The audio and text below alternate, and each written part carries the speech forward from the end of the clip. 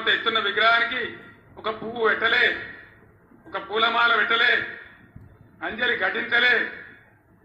అనేక రాష్ట్రాల నుంచి ప్రజలు వచ్చినారు చూడడానికి. వాళ్ళకి కనీసం మంచినీళ్ళు ఏర్పాటు చేయలే, గేట్లు బంద్ చేసి తాళాలు వేసినారు. దీన్ని ఏమంటారు?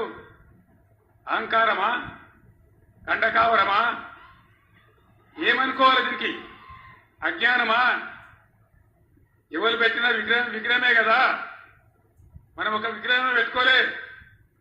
ఆయన పెట్టిన ఆర్టికల్ 3తోనే తెలంగాణ వచ్చింది కాబట్టి రాష్ట్ర సెక్రటేరియట్ కూడా, సచివాలయాన్ని కూడా అంబేద్కర్ మహనీయుని పేరే పెట్టుకున్నాం.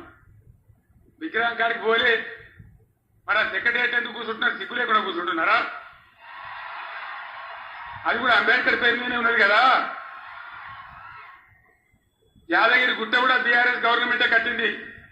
మరి ఆడిపోయి ఎందుకు మొక్కుతున్నారు?